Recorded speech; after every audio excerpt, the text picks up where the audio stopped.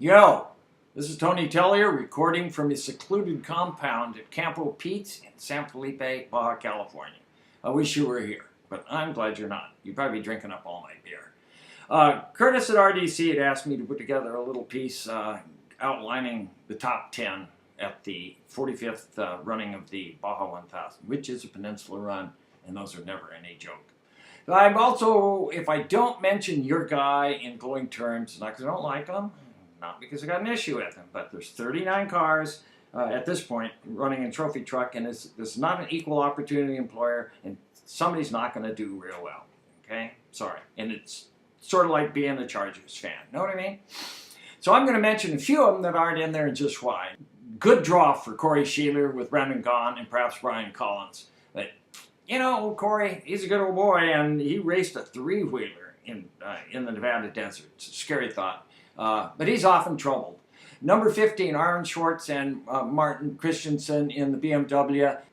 They're doing a lot of development work. I'd seen the photos Art had taken, them pounding the Powerline Road in San Felipe. But expanding the state-of-the-art during Peninsula Run probably isn't going to cut it. And I've seen some kind of issues with rear brakes, at least on Tony's one car, and it wasn't a smooth fix. Gus and Tavo, new car is not what it's cracked up to be. Or it is what it's cracked up to be, excuse me. It's not fatigue cracks like a Broncos rear leafs, but it's an overstress continuing. Expect to see parts of 4130 down the peninsula. Sorry, Shrek.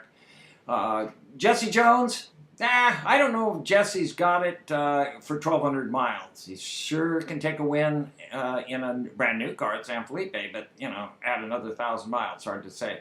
The Wyrics, everybody loves them. Look how they're supporting Best in the Desert, etc. But I think self-control might be an issue. They make some bad choices. Run into people, do barrel rolls on spectator jumps. Just, you know, that final 2% in there. Now, how about Cameron Steele? All right, crucify me for putting him in here, but Cam's got the experience. He's got the speed. He knows the terrain. He knows Baja. Hopefully his people know exactly where he is at any given time. He just needs a once-in-a-lifetime prep, non-PD WD-40 style. But the bad thing is a two-vehicle effort? Come on, give me a break. It's like having two wives. Nobody's ever going to be happy. Okay, into the top 10. Number 23 on a number 4 draw, Dan and Mark McMillan with Chuck Hovey. Good mixture of Dad and Lad and Chuck. I'd like to think Mark could take the start, throw Dan in the middle, and or Chuck in the middle, and run down the peninsula. Bryce Menzies, I don't know. He's holds the number 1 plate. What more are you going to say? It's a long race for him. Don't know how that'll work. Andy McMillan, there you go. He'll make a fast break. Basketball illusion right there, and the team's obviously strong. 12 draw for number 18, Juan Carlos Lopez in the speed truck. This guy is dumb fast. He's quick. He was quick in his Pin 8 car. I saw him walk his nose crossing the power line heading south at San Felipe during a co-day race. Scary deal. 32 draw. Not cool for Ryan Arciero and number 49, Herps. But he's a solid performer. And he's got a bunch of good guys behind him. Marty, Mike Smith, Tony B. He's a sensible guy. I look for him be in the top 5, I would think. Then 36 draw.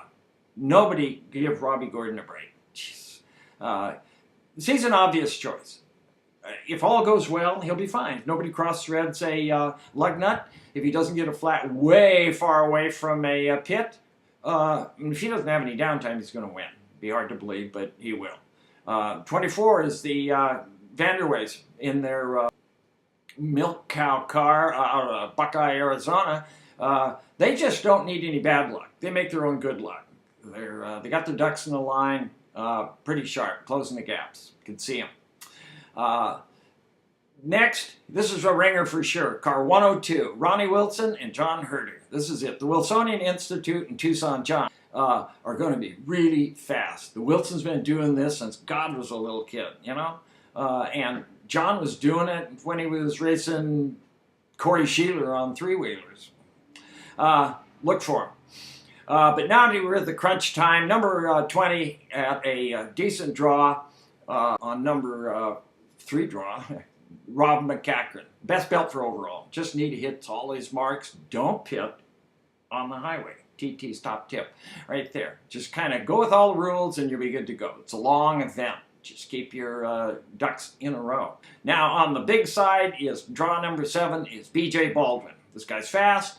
He's not afraid to stick his foot in it continuously, and I've just informed that he had hired Ken Block's trainer and nutritionist to crack the whip on him. I even heard numbers like 5 figures, and that BJ has already lost 18 pounds under training and pre-running down Laredo. Anyway, that's how it is, and that's how it's going to be. And maybe I'll see you in the whoops where it counts. See ya.